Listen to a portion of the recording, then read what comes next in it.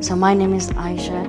I'm 27 and I'm currently on my last year of level 3 art and design. So I have a condition called spinal bifida. That means I have a hole in my spine from birth. I have very limited feeling in my body, only from my waist down. So I use my wheelchair every day. So the school I was meant to go to, I couldn't go to because they had no lifts, no ramps. So the accessibility moving on to Coleg Gwent has been a lot better experience for me.